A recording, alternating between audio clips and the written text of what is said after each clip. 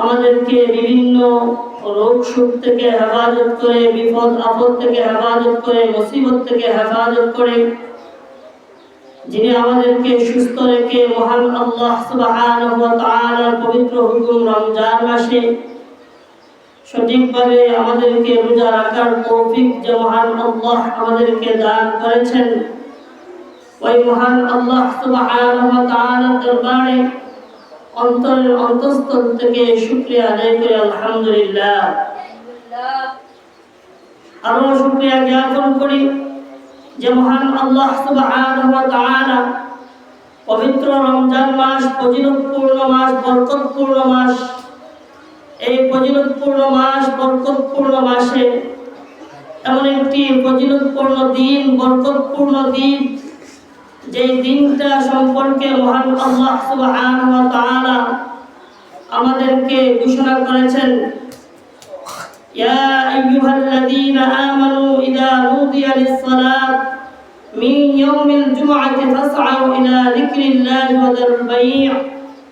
আল্লাহ আমাদেরকে জানিয়ে দিয়েছেন, হে দুনিয়ার মানুষ সকল, যখনই জুমার আযান হয়, জুমার আযান হওয়ার সাথে সাথে তোমরা দুনিয়ার সমস্ত কাজ কর্ম সব কিছু ফেলে রেখে আমি আল্লাহর ঘর মসজিদে তোমরা অতি তাড়াতাড়ি আমি আল্লাহর জিকির করার জন্য, আমি আল্লাহর ইবাদত বন্দেগী করার জন্য দুনিয়ার সব কিছু ফেলে রেখে আমি আল্লাহর ঘর মসজিদে চলে আসো। তো আজকে আমরা ফজিলতপূর্ণ রমজান মাস, আবার ফজিলতপূর্ণ দিন শুক্রবার, যে মহান আল্লাহ আমাদেরকে আল্লাহর ঘর মসজিদে আসার এবং বসার তৌফিক দান করেছেন, ওই মহান আল্লাহ সুবহানাহু ওয়া তাআলার দরবারে আবারও অন্তরের অন্তঃস্থল থেকে শুকরিয়া করি, শুকরিয়া আদায় করি আলহামদুলিল্লাহ। আলহামদুলিল্লাহ। সম্মানিত মুসলিম কেরাম, আমরা আজকে যে জুমার দিনে যে আলোচনা করব, আজকে আমরা ইতিকাফ সম্পর্কে আলোচনা করব। কারণ আজকে 20 রমজান, আজকে সন্ধ্যার আগে আগে মসজিদে ইতিকাফ বসতে হয়। আল্লাহ রাসূল সাল্লাল্লাহু আলাইহি সাল্লাম বলেন, যেইখানে জামে মসজিদ রয়েছে, জুমার মসজিদ রয়েছে, এই জুমার মসজিদের মধ্যে ইতিকাফ করতে হবে। ইতিকাফ যদি কোনো ব্যক্তি যদি না করে, জুমার মসজিদে যদি কোনো ব্যক্তি ইতিকাফ না করে, তাহলে এই মসজিদের মহল্লায় যত মানুষ আছে প্রত্যেকটা মানুষ ইতিকাফ না করার কারণে প্রত্যেকে সে সমান গুনার অধিকারী হবে, গুনার মালিক হবে, গুনার অধীনস্থ হবে। আর যদি ওই মহল্লার থেকে 1 জন 2 জন 3 জন 5 জন মানুষে যদি এই মসজিদে যদি ইতিকাফ করে, তাহলে তাদের প্রত্যেকের পক্ষ থেকে ইতিকাফের যে গুনাহ সেটার থেকে প্রত্যেকে মুক্ত পাবে এবং ইতিকাফ আদায় হয়ে যাবে। এই জন্য অবশ্যই আজকে আমরা ইতিকাফ সম্পর্কে আলোচনা করার প্রয়োজন, যেহেতু ইতিকাফ না করলে গুনাহ হয়। আর ইতিকাফ যে ব্যক্তি করবে, মহান আল্লাহ সুবহানাহু ওয়া তাআলার কাছে তার কতটুকু সম্মান, তার কতটুকু ইজ্জত, এই সম্পর্কে ইনশাআল্লাহ আমরা সংক্ষিপ্ত আকারে আলোচনা করব ইনশাআল্লাহ। আল্লাহ রাসূল সাল্লাল্লাহু আলাইহি ওয়াসাল্লাম হাদিস শরীফের মধ্যে বলেন, মান ইতাকাফা আশরান ফি রমাদান কানা কাহাজ্জাতাইন ওয়া উমরাতাইন। আল্লাহ রাসূল সাল্লাল্লাহু আলাইহি ওয়াসাল্লাম বলেন, যেই ব্যক্তি রমজান মাসের শেষের 10 দিন, অর্থাৎ 20 রমজান থেকে ঈদের চাঁদ দেখার আগ পর্যন্ত যেই ব্যক্তি শেষের 10 দিন ইতিকাফ করবে, মহান আল্লাহ সুবহানাহু ওয়া তাআলা তার সম্মান, তার ইজ্জত, তার ফজিলত রয়েছে। আল্লাহ নবী বলেন, মান ইতাকাফা আশরান ফি রমাদান, যেই ব্যক্তি রমজানের শেষের 10 দিন ইতিকাফ করবে, কানা কাহাজ্জাতাইন, আল্লাহ সুবহানাহু ওয়া তাআলা 2টি হজের সওয়াব তার আমলনামায় দান করবেন। সুবহানাল্লাহ। ওয়া উমরাতাইন, এবং 2টি উমরা হজের সওয়াব তার আমলনামায় দান করবেন। সুবহানাল্লাহ।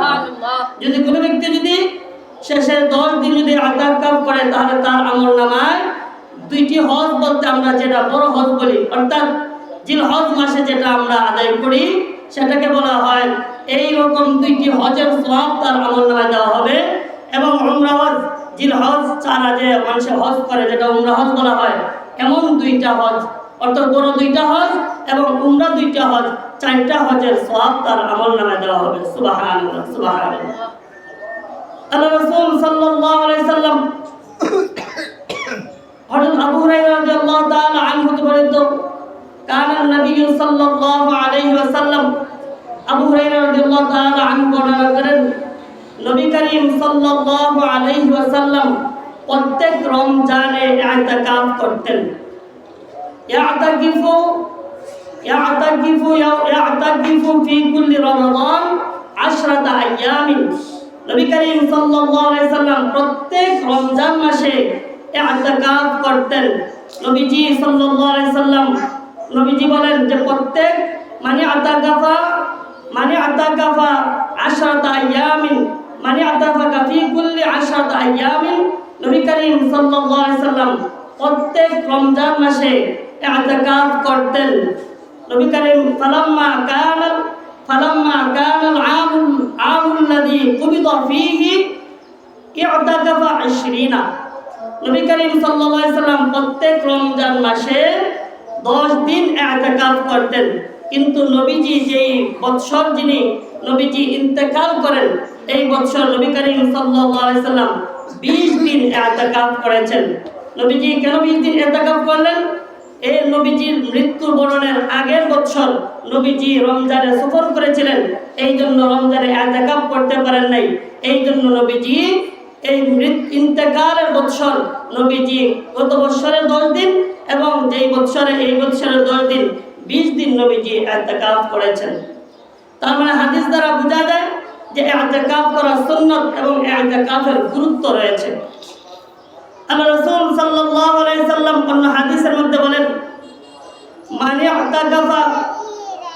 মানি আতাকাফা ইয়াওমান ইবতিগা ওয়াজহিল্লাহি তাআলা জাআলাল্লাহু বাইনাহু ওয়া বাইনান নার। নবী করিম সাল্লাল্লাহু আলাইহি সাল্লাম বলেন, যেই ব্যক্তি রমজান মাসে একদিন ইতিকাফ করলো, জাআলাল্লাহু মানি আতাকাফা ইয়াওমান ইবতিগা ওয়াজহিল্লাহি তাআলা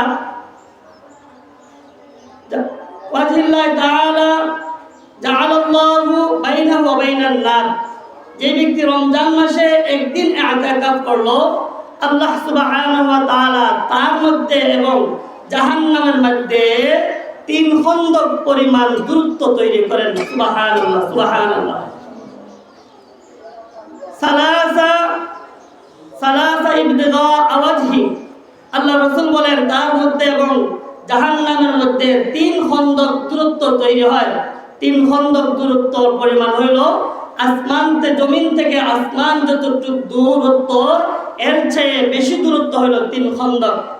আল্লাহ নবী বলেন, যে ব্যক্তি রমজান মাসে একদিন ইতিকাফ করলো, আল্লাহ সুবহানাহু ওয়া তাআলা তার এবং জাহান্নামের মধ্যে এতটুকু দূরত্ব তৈরি করেন। সুবহানাল্লাহ, সুবহানাল্লাহ। তাহলে এত দূরত্ব যদি জাহান্নাম এবং আল্লাহর বান্দার মধ্যে তৈরি হয়, তাহলে নিশ্চিত বোঝা যায় যে আল্লাহ সুবহানাহু ওয়া তাআলার বান্দাকে জাহান্নাম গ্রাস করবে না, যে ব্যক্তি রমজান মাসে একদিন ইতিকাফ করবে। সুবহানাল্লাহ, সুবহানাল্লাহ। নবী করিম সাল্লাল্লাহু আলাইহি ওয়াসাল্লাম অন্য হাদিসের মধ্যে বর্ণনা করেন, অনেক লম্বা হাদিস, যে আল্লাহ সুবহানাহু ওয়া তাআলা কঠিন কাল হাসরের ময়দানে 7 শ্রেণীর লোককে আল্লাহর আরশের নিচে জায়গা দিবেন। যেই দিন সূর্য অর্ধ আগ উপরে আসবে, জমিনটা তামা হয়ে যাবে, মানুষ পাগল পারা হয়ে যাবে, মানুষ দিশেহারা হয়ে যাবে, এই উত্তপ্ত রোদের তাপে মানুষ ব্যাকুল হয়ে যাবে। আল্লাহ নবী বলেন, ওই দিন আল্লাহ সুবহানাহু ওয়া তাআলার আরশ ছাড়া কোনো ছায়া থাকবে না। সেই দিন আল্লাহ নবী বলেন, আল্লাহ সুবহানাহু ওয়া তাআলা 7 শ্রেণীর লোককে মহান আল্লাহ আরশের নিচে ছায়া দিবেন। এর মধ্যে এক শ্রেণীর লোক হলো ওয়ারাজুলুন কলবুহু মুআল্লিকুন ফিল মাসাজিদ। আল্লাহ নবী বলেন, এক শ্রেণীর লোক হলো যার অন্তর মসজিদের সাথে লেগে থাকে। সুবহানাল্লাহ, সুবহানাল্লাহ।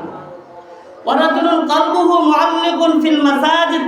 আল্লাহ নবী বলেন, কঠিন কাল হাসরের ময়দানে 7 শ্রেণীর লোকের মধ্যে এক শ্রেণীর লোক হবে যার অন্তরটা মসজিদের সাথে লেগে থাকে, অর্থাৎ সে ফজরের নামাজ পড়লো, জোহরের আজানের অপেক্ষায় থাকে, জোহরের নামাজ পড়লো, আসরের আজানের অপেক্ষায় থাকে, আসরের নামাজ পড়লো, মাগরিবের আজানের অপেক্ষায় থাকে, মাগরিবের নামাজ পড়লো, এশার আজানের অপেক্ষা করে, এশার নামাজ পড়ে ঘুমায় আর নিয়ত করে আল্লাহ আমি যেন ফজরের নামাজটা পড়তে পারি। আল্লাহ রাসূল বলেন আল্লাহ সুবহানাহু ওয়া তাআলা ওই কঠিন কাল হাশরের ময়দানে কঠিন মুসিবতের সময় আল্লাহ ওই মানুষগুলোকে তার আরশের নিচে জায়গা দিবেন। সুবহানাল্লাহ, সুবহানাল্লাহ। তাহলে আমরা যদি রমজান মাসে শেষ 10 দিন যদি ইতিকাফ করি, তাহলে তো আপনি আমার কলবটা তো মসজিদের সাথে লেগেই থাকবে, আপনার যে দেহ, আপনার যে শরীর, সেটাও মসজিদের সাথে অ্যাডজাস্ট হয়ে থাকবে। কারণ আপনি তো 10 দিন মসজিদ থাকবেনই, এই 10 দিন মসজিদের সাথে আপনার সম্পর্ক হবে। আর আমি যদি 10 দিন যদি মসজিদের সাথে যদি সম্পর্ক তৈরি করতে পারি, মহান আল্লাহ সুবহানাহু ওয়া তাআলা কঠিন কাল হাশরের ময়দানে আল্লাহ আমাদেরকে আরশের নিচে, আল্লাহর আরশের নিচে ছায়া দিবেন। আর সেই দিন কঠিন কাল হাশরের ময়দান বড় ভয়াবহ হবে, বড় কষ্টদায়ক হবে। সেই দিন যদি আমরা আরশের নিচে ছায়া পাই, এর চাইতে ভাগ্যবান আর কে হইতে পারে? এই জন্য শেষের 10 দিন খুবই ফজিলতপূর্ণ দিন, খুবই বরকতপূর্ণ দিন। কারণ এই শেষের 10 দিনে শবে কদরের রাত্রি, শেষের 10 দিন বেজুর রাত্রিতে শবে কদরের রাত্রি হয়। আর শবে কদরের রাত্রির ফজিলত আমরা আলোচনা করি, সবসময় আমরা শুনি। আল্লাহ সুবহানাহু ওয়া তাআলা বলেন ইন্না আনসালনাহু ফি লাইলাতিল কদর ওয়া মা আদরাকা মা লাইলাতুল কদর লাইলাতুল কদরি খায়রুম মিন আলফি শাহর। এমন একটা রজনী রয়েছে যার রাত্রিকে বলা হয় শবে কদর রাত্রি। এই রাত্রিটা হাজারো মাসের চেয়ে উত্তম এবং উৎকৃষ্ট এবং শ্রেষ্ঠ। সুবহানাল্লাহ, সুবহানাল্লাহ। তাহলে এই শবে কদরের রাত্রি হয় রমজানের শেষ 10 দিন, অর্থাৎ বেজুর রাত্রিতে। তা আমি যদি ইতিকাফ করি, তাহলে এই 10 দিন তো আমি মসজিদ থাকলামই। আর আমি যদি মসজিদ থাকি, তাহলে আমার কাছ থেকে এই ইতিকাফ করার কারণে শবে কদরের রাত্রি আমার আপনার কাছ থেকে ছুটবে না, কারণ আমি তো মসজিদে অবস্থানই করতেছি। এই জন্য আল্লাহ রাসূল সাল্লাল্লাহু আলাইহি সাল্লাম খুবই গুরুত্ব দিয়ে বলেছেন যে রমজানের লাস্ট শেষের 10 দিন তোমরা ইতিকাফ করো। একটা ইতিকাফ করার ফজিলত পাইলে, আর দ্বিতীয়ত হইল এই 10 দিন ইতিকাফ করার কারণে শবে কদরের রাত্রির ফজিলত আপনি আমার আমলনামায় আল্লাহ সুবহানাহু ওয়া তাআলা দান করবেন। এই জন্য আমরা অবশ্যই ইতিকাফ করতে হবে। আমি, একজন, দুইজন, পাঁচজন অবশ্যই ইতিকাফ করতে হবে। যদি কেউ ইতিকাফ না করে, তাহলে সেটা প্রত্যেক মহল্লার সমস্ত মানুষ গুনার ভাগীদার হবে। এখন প্রশ্ন হলো, আমরা অনেক জায়গায় দেখি যে ইতিকাফে বলার মতো মানুষ নেই, তখন গুনার থেকে বাঁচতে কিভাবে? গুনার থেকে বাঁচতে গিয়া একবারে দিন মজুর কাজ করে, ওই দিন মজুর বেটারে আমরা কি করি, যে তার দিন হলো 500 টাকা ইনকাম, আমরা তার 1000 টাকা দিন দিয়া 10 দিনের লাগে ইতিকাফে বই। ওই যে আপনার কামলা বেটারে ইতিকাফে বইলেন, এই ইতিকাফ আদায় হবে না। ইতিকাফ আদায় হবে না, কারণ যে দিন মজুর কাজ করে তার সূরা ফাতিহা জানে না, সে জীবনে নামাজই পড়ে না, তার কালেমা সহি না, তার নামাজ সহি না, কোনো কিছু সহি না, তাকে যে আপনি ইতিকাফে বইলেন, সে তো কোনো নামাজই ঠিকভাবে পড়তে জানে না, তাহলে তার দ্বারা ইতিকাফ আদায় হবে না। আর যদি আমরা দিয়ে ইতিকাফ বসে যদি আমরা ইতিকাফ করাই, তাহলে প্রত্যেকটা মহল্লার প্রত্যেকটা মানুষ গুনার ভাগীদার হবে। ইতিকাফ না করার যে গুনাহ, এই গুনাহ প্রত্যেক মানুষের আমলনামায় যাবে। এই জন্য আমাদেরকে অবশ্যই ইতিকাফ করতে হবে। আমরা যদি ইতিকাফ না করি গুনার ভাগীদার হব। ইতিকাফ করলে আল্লাহর কাছে আমরা সম্মানী হব। এই জন্য আমরা আজকে নিয়ত করতাম যে আমরা যেন শেষের 10 দিন আমরা যেন ইতিকাফ করতে পারি। কারণ আমার জীবন কোন দিন শেষ হয়ে যাবে, কোন দিন আমাদের মৃত্যু চলে আসবে আমরা জানি না। এই জন্য ইতিকাফের নিয়ত করতাম, আমরা ইতিকাফে বসতাম। তো ইতিকাফ বসার পরে কিছু বিধান আছে, কিছু নিয়ম আছে। ইতিকাফ করা যেমন নেকি বেশি, ঠিক তেমনিভাবে ইতিকাফের কিছু নিয়ম কানুনও কড়াকড়ি। অনেক আছে ইতিকাফ করে ঠিক, কিন্তু তার ইতিকাফ হয় না, ইতিকাফ নষ্ট হয়ে যায়। তো ইতিকাফে আমি যখন বসবো, ইতিকাফে বসার পরে আমরা কি আমল করব? নবী করিম সাল্লাল্লাহু আলাইহি ওয়াসাল্লাম আমাদেরকে সেই আমলগুলো বাতলিয়ে দিয়েছেন যে ইতিকাফে বসার পরে কি কি আমল করবেন। আল্লাহ সাল্লাল্লাহু আলাইহি সাল্লাম বলেন ইতিকাফে বসার পরে সর্বপ্রথম যে আমলটা বেশি বেশি করবে সেটা হলো আল্লাহর জিকির করা। সুবহানাল্লাহ, সুবহানাল্লাহ। আল্লাহ সুবহানাহু ওয়া তাআলা বলেন আযকুরুনি আযকুরুকুম ওয়াশকুরুনি ওয়া লা তাকফুরুন। আল্লাহ সুবহানাহু ওয়া তাআলা বলেন বান্দা দুনিয়ার জমিনে বসে বসে তুমি আমি আল্লাহর জিকির করো, আমি আল্লাহর তাসবিহ আদায় করো, আমি আল্লাহকে দুনিয়ার জমিনে তুমি স্মরণ করো। বান্দা দুনিয়াতে তুমি একা একা বসিয়া বসিয়া আমি আল্লাহকে স্মরণ করো। ফাযকুরুনি আযকুরুকুম ওয়াশকুরুলি ওয়া লা তাকফুরুন। বান্দা জমিনে আমি আল্লাহকে একা একা ডাকো, কিন্তু জেনে রাখো বান্দা তুমি ডাকো আমি আল্লাহকে একা একা, কিন্তু আমি আল্লাহর আরশে আজিমে বসে হাজার হাজার লক্ষ লক্ষ ফেরেশতাদেরকে নিয়ে আমি আল্লাহ তুমি বান্দাকে স্মরণ করি। সুবহানাল্লাহ। আমি স্মরণ করলাম একা একা, আর আল্লাহ তার আরশে আজিমে বসে বসে লক্ষ লক্ষ কোটি কোটি ফেরেশতাদেরকে নিয়ে আপনি আমাকে স্মরণ করেন। সুবহানাল্লাহ, সুবহানাল্লাহ। এইজন্য আল্লাহ রাসূল বলেন যে ইতিকাফে বসে বেশি বেশি আল্লাহর জিকির করা, আল্লাহর তাসবিহ আদায় করা। দ্বিতীয় নম্বর, বেশি বেশি কোরআন তেলাওয়াত করা। আল্লাহ রাসূল সাল্লাল্লাহু আলাইহি ওয়াসাল্লাম বলেন আফজালুল ইবাদাতি তিলাওয়াতুল কুরআন। পৃথিবীতে যত নফল ইবাদত আছে, যত নফল বন্দেগী আছে, আফজালুল ইবাদাতি তিলাওয়াতুল কুরআন, সমস্ত নফল ইবাদতের চেয়ে উত্তম ইবাদত হইল আল্লাহর কোরআন তেলাওয়াত করা। সুবহানাল্লাহ, সুবহানাল্লাহ। আল্লাহ সুবহানাহু ওয়া তাআলা কোরআনের মধ্যে বলেন وقال الرسول يا رب إن قوم اتخذوا هذا القرآن مهجورا। আল্লাহ সুবহানাহু ওয়া তাআলা বলেন কঠিন কাল হাশরের ময়দানে আমার বন্ধু আমার কাছে নালিশ দায়ের করবেন।